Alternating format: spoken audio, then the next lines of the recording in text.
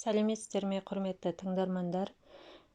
Ғұмырдан кейінгі ғұмыр кітабымыздың екінші тарауы күтіп алушылар деп аталады.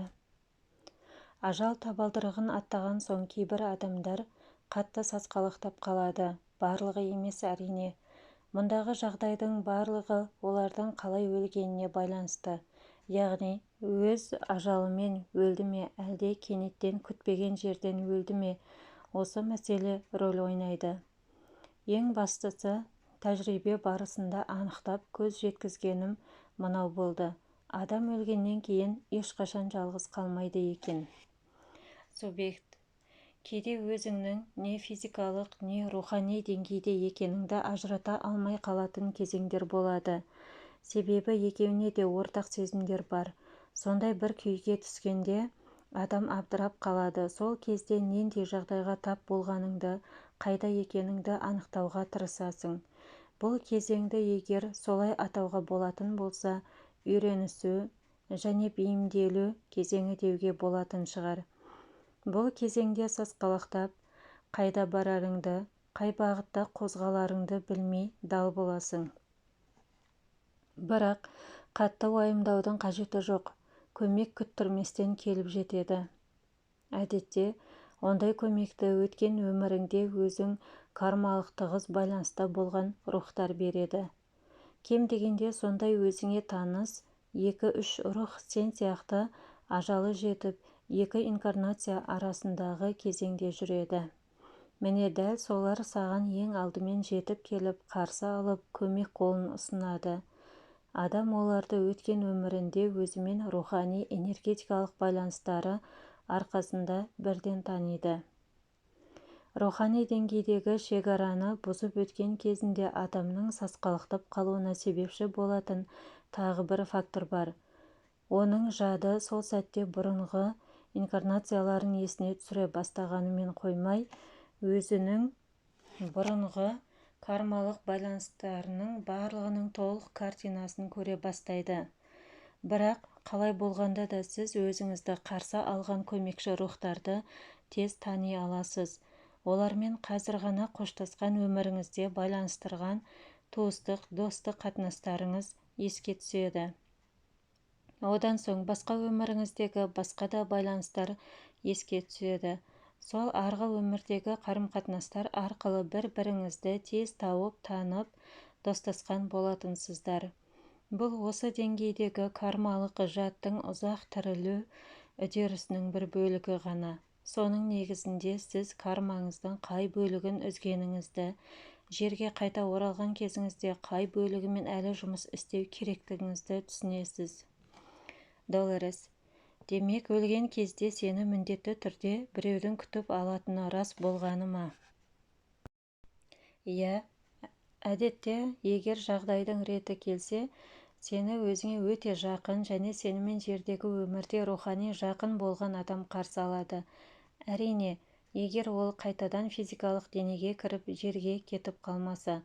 Қысқасы, кімді қатты жақсы көріп, кімге жақын болған болсаң, сол немесе солардың қолдауымен үйренісу кезеңінен оп-оңай-ақ еш қиындықсыз өте аласың. Долорес. Бірақ адамдардың кенеттен немесе кісі қолынан қаза тауып өздерінің өлгенін білмей қалып жататын жағдайлары өте көп қой. Шамасы сондай жағдайларда, яғни олар ана дүниеге өткендерін білмей қалған кезде қатты сасқалақтап қалатын болса керек, солай ма? Субъект. Дәл солай. Осындайда қарсы алатын көмекші оларға не болғанын түсіндіруі керек. Солайша олардың қорқып кеткендегі жағдайларын жеңілдетуге міндетті. Долорес. Жақсы. Адамның рухын өлгеннен кейін қарсы алды делік. Осыдан соң ол қайда барады?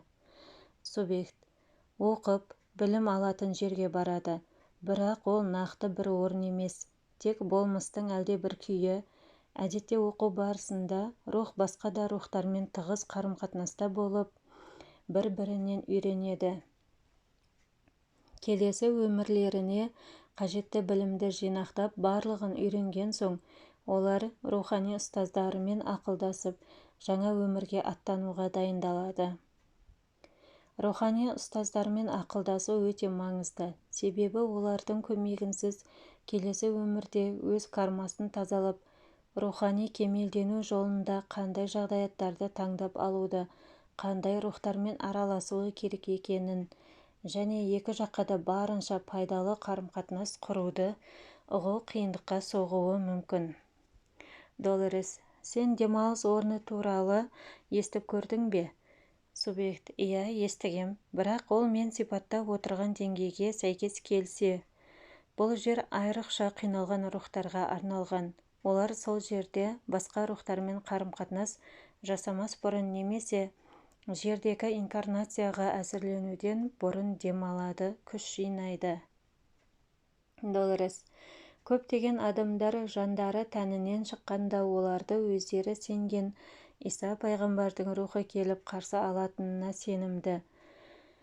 Ары қарайғы өміріне де жол сілтеуші де сол пайғамбар деп біледі. Субъект: олай болуы әбден мүмкін, бірақ өте сирек жағдайларда орын алады. Жалпы пайғамбардың күтіп алуы міндетті емес. Бұл жағдай басқа әлемге өту барысында өзі өте қалап дұға тілеп жатқан адамдардың басында болады. Себебі олар Иса Мәсіх энергиясымен байланысуды жаны ышқына қалайды. Осы кезде ана энергия оған шын мәнінде де Иса пайғамбардың бейнесінде келеді. Себебі ол рухани деңгейлер иерархиясында ерекше орынға ие. Сондықтан рухани деңгейде барлық үйренуге бағытталған үдерістер оның көмегінсіз болмайды және ол көмек оның энергиясын рухына сіңіргісі келген кез келген адамға беріледі. Ол адам физикалық денеде ме, одан тыс па, ол маңызды емес. Бұл басқа діни наным-сенім өкілдеріне де қатысты. Егер оларда өз дініне қатты беріліп, өз пайғамбарына немесе Құдай деп танитын тұлғаларына табынып, соны көруге ынтызар болса, сол тұлғаның рухани энергиясы олардың көздеріне көрініп, өзге әлемге өтуіне көмек беріп, жетелеп әкетеді. Бірақ оның шарты сол адамның өзі соны қатты қалауы керек. Долорес: көптеген адамдар рухани әлемде рухтардың демалып ұйықтап алатын жердің бар екеніне сенеді. Яғни ол жерге барған рухтар мәңгілік ұйқыға кетеді де өздері сенген Христостың екінші рет жерге келуін күтеді екен. Ал ол келген күні бұларды да мәңгілік өмір сүру үшін оятады екен. Бұған не айтасың? Субъект: неге ұмтылсаң, нені мұрат етсең, соған жетесің. Егер мерекелік карнавалда оянғың келсе, соның арасында жүрген жеріңде оянасың. Тек сенсең болды. Мүмкін емес нәрсе жоқ. Физикалық дене өлгеннен кейін неше түрлі қызғылықты жайттар болуы мүмкін. Дене өлгеннен кейін жан емес тән, себебі жан ешқашан өлмейді. Адамды еркіндік, жеңілдік сияқты теңдессіз бір тамаша сезім жаулап алады. Ол бір ғажайып тәрізді. Иә, ғажайыптың өзі десе де болады. Себебі негізінен адам нені қаласа, армандаса, сол арман тілегінің барлығы орындалып жатады. Егер ол өзінің жарық сәулеге шығуына көмектесетін ұстаздарды немесе достарын көруді қаласа, сол қалаған адамдары өздерін күтіп алады. Егер ол бір қасаң қағидалы шеңберден шыға алмай мәңгілік азап пен тозаққа баруға лайықпын деп ойласа, онда ол тозаққа барады. Барлығы сол рухтың өлімге қалай дайындалғанына байланысты. Әдетте адамның қасында өз өмірінде кіммен жақын байланыста болса, солар болады. Ал егер ондайлар болмаса, онда оны басқа бір адамның рухы қарсы алады да, оны қорқыныш үрейлері сейілетін және өзінің қай жерде екенін жақсы түсіне алатын жерге ертіп апарады. Мына дүниеде ұзақ жасап жүріңкіреп қалғандықтан, о дүниеге мүлде дайын болмайтын рухтар да болады. Әдетте солар біраз үйренсе алмай сасқалақтап қалады. Күтіп алушылар оған ес жиюға, айналасымен танысуға, бағытын айқындауға көмектеседі. Содан кейін оның барғысы келген жеріне немесе баруға тиіс жеріне бағыттап жібереді. Осылайша егер адамды өзі танитын рухтар күтіп алып жатса, ол аса қорқа қоймайды. Азапталып өлген кейбір адамдар психикалық соққы алады ғой. Міне солар белгілі бір уақытқа дейін терең ұйқыға кетеді де, өз психикалық күш-қуатын қалпына келтіргенше демалып өздерінің денесінің жоқтығына үрейсіз көндігеді. Мұндай адам өте баяу оянады. Бізге ондай айкезбеге ұшырағандарша кезіп жүретін адамдар керек емес. Себебі мұндай жағдайда олар өздеріне де өзгелерге де зиянын тигізуі мүмкін. Долорес: немене ондайларда бола ма? Субъект: иә, ондай оқиғалар бар. Мұндай адамдар өздерінің қайда тап болғанын, не болғанын түсінбей, ары-бері сандалып, маған кері қайту керек, маған кері қайту керек деп қайталап жүреді. Ақыры ақымақтықпен бір дүрбелеңге басып, ойбайлап, байбайлап жердегі ажал тапқан жеріне оралып жүреді. Өздерінің өліп қалғаны туралы хабары да жоқ. Қайта-қайта мүмкін емес деумен сандалып өзінің денесіз күйіне көндіге алмай жүреді. Долорес: осындай жағдайларға демалыс орнына барып демалу керек қой. Субъект: сөзсіз солай, сондай ғана олардың оянуы өте баяу болады да, олар болған оқиғаның соншалықты қорқынышты еместігін түсінеді және бұның табиғи және заңды үдеріс екенін қабылдайды. Тек солай ғана олар психикалық соққыны жеңіп өз-өздеріне келеді. Долорес: ал қатты соққыдан өлген адамдарды кім қарсы алады? Жақындары ма, өздеріне жақын, жақсы көрген жандар ма? Субъект: иә, кейде жақын адамдары оларды демалыс орнына апарады, бірақ сендер ол жақта соққыдан кісі қолынан өлген деп жататын адамдар қайта мына жақта көбіне тез үйренісіп жатады. Солар басқаларға қарағанда, мысалы бала үстінде кеткендерге қарағанда өздерінің өлгенін тез ұғып, жағдайды оңай қабылдайды. Долорес: қысқасы барлығы жеке жағдайларға және әрбір рухтың өзіне байланысты екен ғой. Субъект: әлбетте. Долорес: о дүниеге барып келген адамдардың қайта-қайта өзі өлген жерге орала беріп, екі дүние арасында ерсілі-қарсылы кезе беруі мүмкін болса, онда ол да бір тұйыққа тірелгендей дүние болды ғой. Бірақ менің ойымша, бұл да табиғи қалыпты жағдай сияқты. Егер ол өзінің өліміне сенбей, басқа дүниеге аттанған жеріне бара беретін болса, сол жер ұнаса, неге сонда мәңгі қалмасқа? Жердегі адамдардың да аңсағаны мәңгілік өмір емес пе? Міне, әдісі де табылған сияқты. Субъект: жоқ, бұл тез жалықтыратын нәрсе. Егер 3-ші сыныпты бітіріп, барлық емтиханыңды тапсырып болған болсаң, ол сыныпты өмір бойы қайталап оқи берудің мәні не? Бұл ыңғайлы болғанмен, ары қарай танымын кеңейтуді аңсайтын рухтар үшін еш мәні жоқ нәрсе.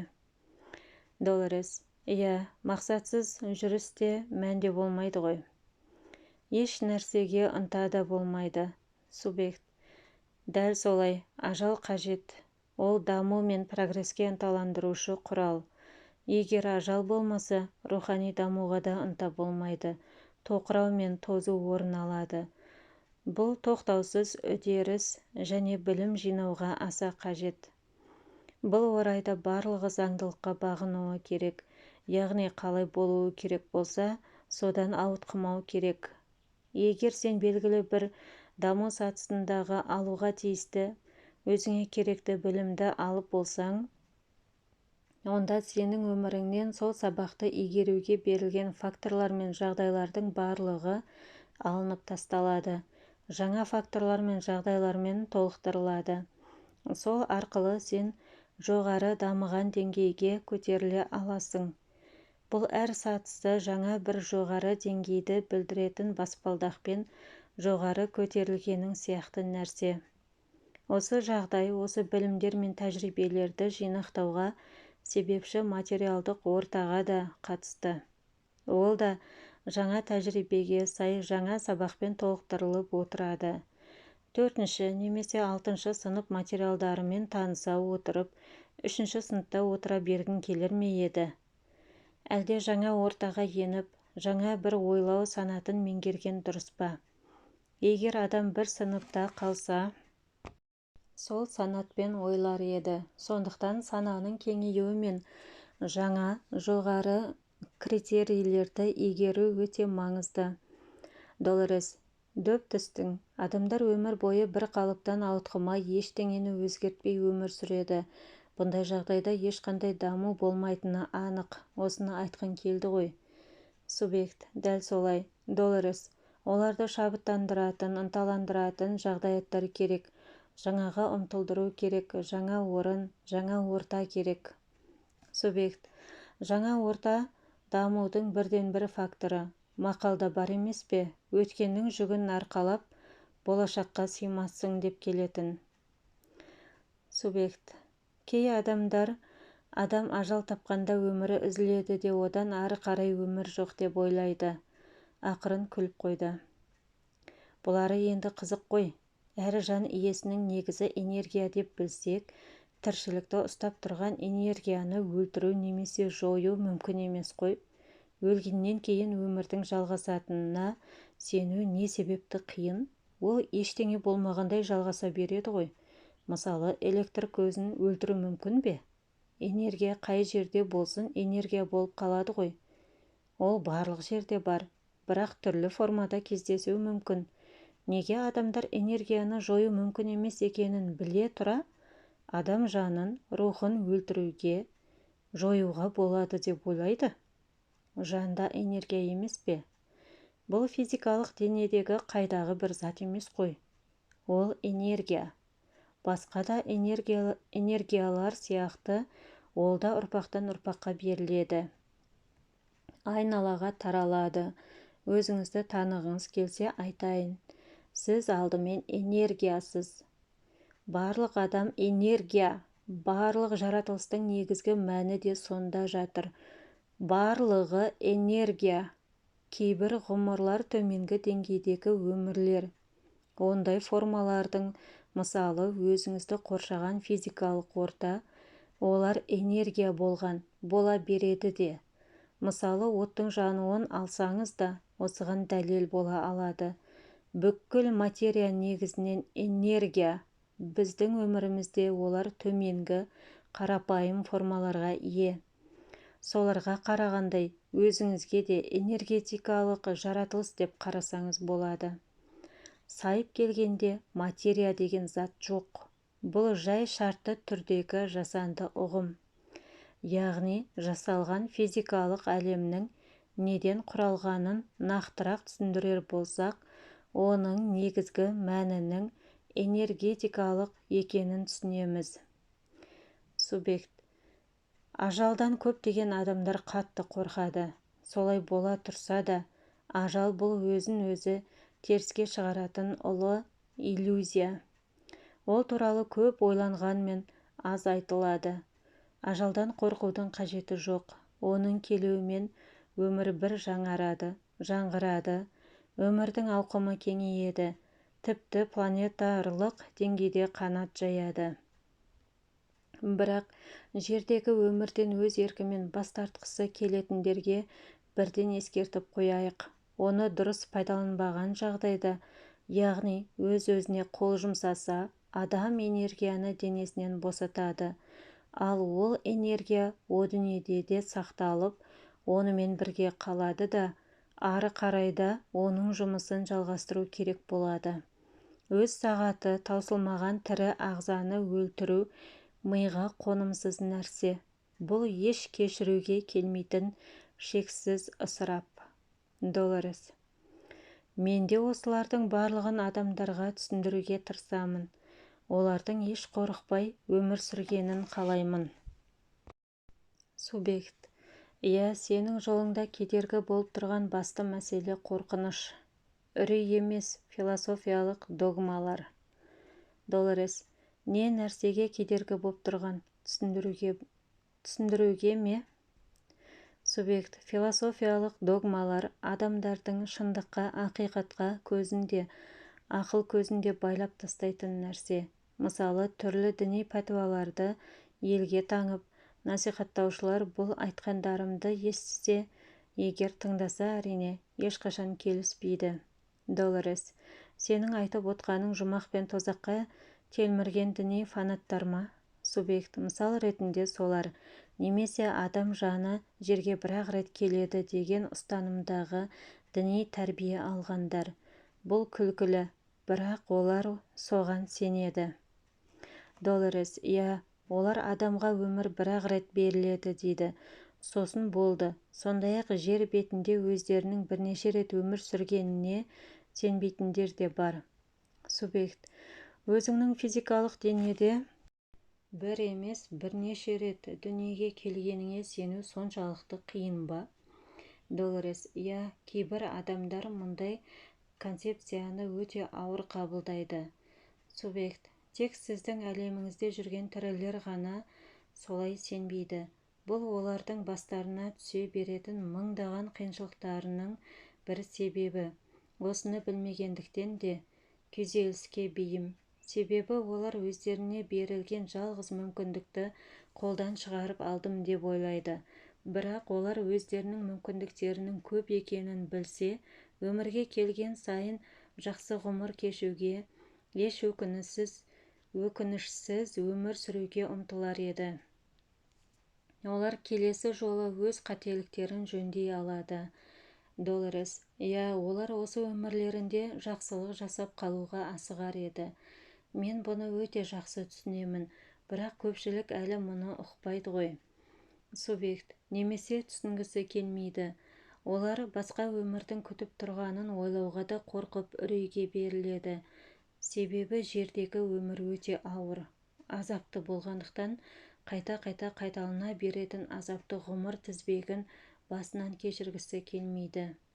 Шіркеулердің діни қызметкерлері түрлі уағыздары арқылы шіркеуге келуші діни сенімдегі адамдардың ақыл-ойын үрей арқылы басқарып отыруды оңай көреді. Олар еркін, азат ойлы адамдарды басқарудың қиын екенін біледі. Қолдағы биліктен ажырап қалмау үшін ғұмырдан соңғы ғұмыр туралы ақиқатты айтпауға тырысады.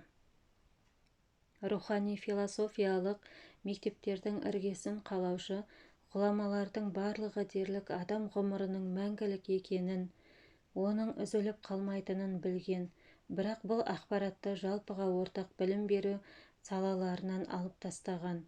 Сол арқылы көптеген адамдардың қолы жетпес құпияға айналдырған. Оның да жалғыз себебі сол адамдарды басқарып, бақылап отыру мүмкіндігінен айырылып қалмау, шексіз билікті уыстан шығарып алмау. Тіпті үнді ұстаздары да адамдарды бақылау тәсілін тауып алған. Олар әрине ғұмырдан соңғы ғұмырлар желісін жоққа шығармайды, бірақ бәрібір өз мүдделеріне сай бұрмалап айтады. Мысалы, олар былай деп жатады: бұл адам өткен ғұмырында ауыр күнәлар жасаған, сол себепті осы ғұмырында азап тартып жүр. Мен не үшін оған көмектесіп қол ұшын созуым керек? Өз еккен дәнінің жемісін жеп жүр, өзіне сол керек. Осылайша олар да сол христиан немесе басқа да дін өкілдері сияқты тактиканы ұстанады. Бірақ бір нәрсені естен шығармау керек. Бір діннің ұстанымдарын, қағидаттарын елге насихаттап жүрген адамдардың көпшілігі сол діннің шарттылығын толық өздері тұтынбайды. Өздері айтып жүрген көркем үлгіге өздері сай келмейді. Елді тозақ жұмақпен қорқытушы уағызшылардың өздері өз бойын жіті бақыламауы мүмкін, немесе оларға сол діннің қорқыныш туындататынын бөлігі ғана ұнауы да мүмкін. Бірақ өздері оны сезбейді. Адамдардың Тауратты да, Інжілді де, басқа да кітаптарды өзгертіп, олардың көптеген жерлерін алып тастап, өздеріне қажетті мәліметтермен толықтырғаны тарихтан мәлім ғой. Олар айтып отырған уағыздарының мәніне аса үңілмейді. Бар ойы маған мына нәрселерді айтсам болды. Ал Інжіл осы ойымды жеткізуге таптырмас құрал. Сол кітаптан алдым десем, елді сендіруге жеткілікті емес пе, деп өз мүддесін жүзеге асыру. Долорес: иә, адамдар сондай дүниелерден қатты қорқады. Сондықтан оларға Інжілді ғасырлар бойы адамдар көшіріп өзгертіп отырған десе әсте сенбейді. Тіпті олай ойлауға да қорқады. Субъект: дұрыс айтасыз. Себебі ол сөзге сенсе, оларға ойлануға тура келеді. Ал еркін ойлауға көбісі діннен шығып кетермін деп қорқады. Қолдарынан өздері өмір бойы сеніп келген дүниесін алып қойсаң және сенген дүниесінің жалған екенін айтсаң, олардың өмір бойы өз-өздерін алдап келгенін, немесе ата-аналарының жалған сенімді таңғанын айтар болсаң, онда олардың сенімінің ең берік іргетасын қиратып аласың. Ал адам баласы сенімсіз өмір сүре алмайды. Тіпті жойылып кетуі де мүмкін. Тіпті ол сенімінің ақылға қонымды еш мәні, санаға сиярлық негізі болмаса да, оны сенімінен айыруға болмайды. Иә, адамға неге болса да әйтеуір бір нәрсеге сену керек. Долорес: басқаша айтқанда, адамдар өздерінен басқаша ойлайтындарды қабылдамайды, өздері де басқаша ойлауға қорқады дегің келе ме? Субъект: иә, солай. Есіңізде ме, иудейлер Исаның сөзін қалай қабылдап еді? Ол мен сендерге елші ретінде келдім демеп пе еді? Ал олар оны неше түрлі мазаққа ұшыратып қорлап еді ғой. Сен дінсіз кәпірсің, ақылыңнан алжасқансың, өзің не айтып тұрғаныңды білмейсің, тағысын тағы сияқты қаншама балағат сөздермен сөкті емес пе? Әрдайым біреу шығып адамдарға ерсі көрінетін, олардың ортақ сеніміне шек келтіретін бірдеңе айта бастаса, олар үрейленіп қорқа бастайды. Ол адам туралы түрлі балағат сөздер мен өсектер айтып, жалған жала жаба бастайды. Бірақ ол білімдер адамдарға керек. Себебі олар қорқыныш, үрейсіз, еркін өмір сүріп үйренуі керек. Өздері кім болып туылғанын есіне түсіріп, қандай бола алатынына сеніп, және өзі болуға тиіс тұлғаға айналуы керек. Осы ақиқатты білуге тиіс адамдар бар. Білген бойда шабыты тасып, рухани түлеп, шамы жанып, ақиқатқа жетуі де мүмкін. Мүмкін осы дүниелер оларға өз жолын тауып, өздері атқаруға тиіс істерін анықтап, өмірден мән табуларына көмектесер. Ондай адамдардың рөлі өте маңызды, себебі олар көптеген адамның ойын өзгерте алады, артынан адамдарды ерте алады. Естеріңде болса, Исаның да сөзіне сеніп, ізіне ерген адамдардың саны тым көп емес еді ғой. Сол азшылықпен-ақ ол қаншама адамның өмірін өзгерте білді. Ал қазір жарты әлем соның әкелген дінін ұстанады. Ақиқатты тым ұзақ жасырып ұстап келді. Енді оны жарыққа шығарып, әлемге танытатын кез келді. Екінші тараудың соңы. Жалғасы келесі бөлімде. Үшінші тараудан бастаймыз. Өлім алдындағы хәл деп аталады. Жалғасы келесі видеодан тыңдай аласыздар. Аман сау болыңыздар. Өмірлеріңіз, әр күндеріңіз, әр сәттеріңіз жарық нұрға толы болсын.